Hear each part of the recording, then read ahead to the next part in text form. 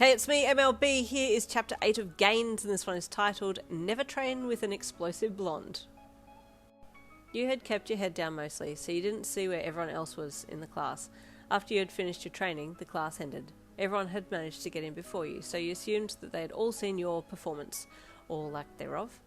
You hung at the back of the group and followed them meekly back to the change rooms.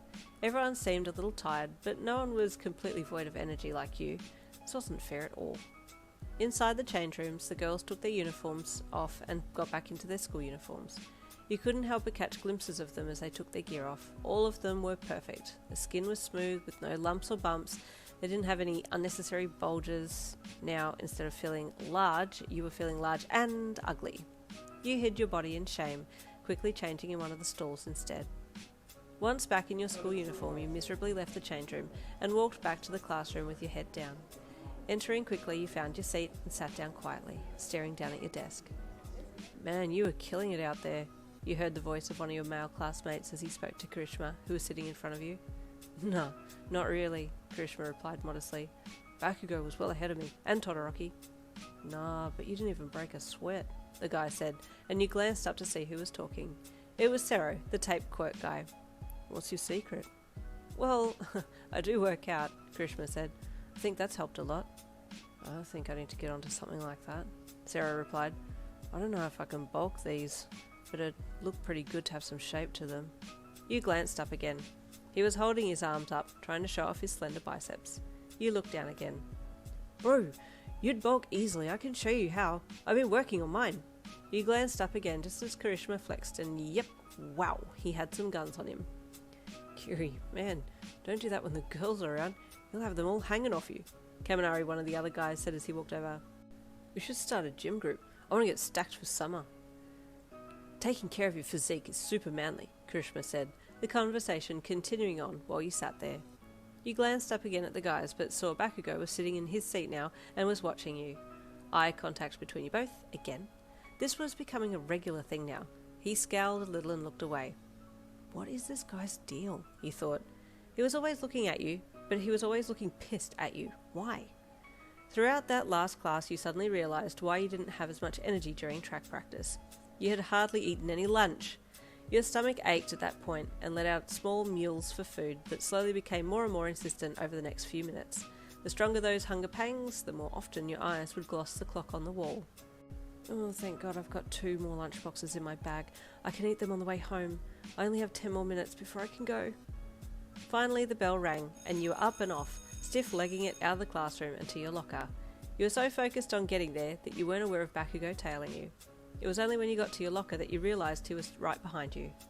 Oh, you said with surprise when he pulled his locker right open above yours and started shoving things in. You tried to get your stuff out quickly so you could get away from him, but he managed to finish getting his stuff first and slammed his locker door shut so hard you thought that it was going to knock the whole row of lockers over. You shut your eyes tight and hoped he had gone, but he was just standing there over you. You got your stuff and straightened slightly. Your right side's weak, he said in a low, grouchy voice. Yeah, you agreed, looking down at the ground. All of me's weak. He made a noise, and you looked up at him curiously. Why did he make that sound? He's such a pain, he growled. You'd never beat me how you are now. Huh? You asked. Fine, I'll train you, he snapped. Damn it, don't get in my way, okay, or I'll kill you. Well, what? You stammered with confusion. I'll text you, damn laces. Tie them up already, he snapped as he turned and stalked off. You looked down at your shoes that you had slid back on. The laces were still untied. You put your bag down and crouched down to tie them up, but you found that position a little hard to hold while breathing, so decided to sit down on your little step and do it that way. Oh, I'm glad you're still here, the happy voice of Kirishima said as he rounded the lockers. Hey, so do you need help packing today? I can come around. No, it's okay. I'll be okay. I'll let you know, though, if I do need help. You stammered as you tied your laces quickly and heaved yourself up to standing and then picked your bag up. Today was rough, right? Kirishima said as you fell in step and walked to the doors together. Yeah, you did well, though it sounded like it, you added. You didn't really see how anyone else did. You were too busy staring at the ground the whole training time. Oh, not really, he replied sheepishly. I have a lot to improve on. Yeah, you agreed, thinking about yourself. As you walked out the gates, your mum beeped her horn and you looked up. Oh, there's Mum, you said. Is it okay if I say hello? Kirishima asked you, and you looked at him with surprise. Oh, I hope that's okay. We're friends, right? I just want to make sure she knows who I am, that's all, he added sheepishly. Yeah, okay, you nodded, crossing the road with him.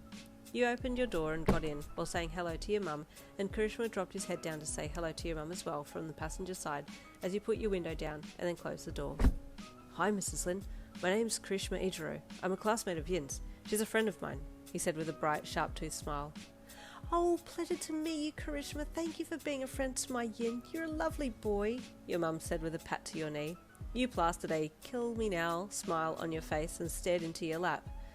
This is so awkward, you thought, your mind going straight to the bento boxes that were in your bag. What a mood, though. I'm always thinking about food today, you guys. Anyway, stay tuned for the next chapter, chapter 9, coming tomorrow. See you then.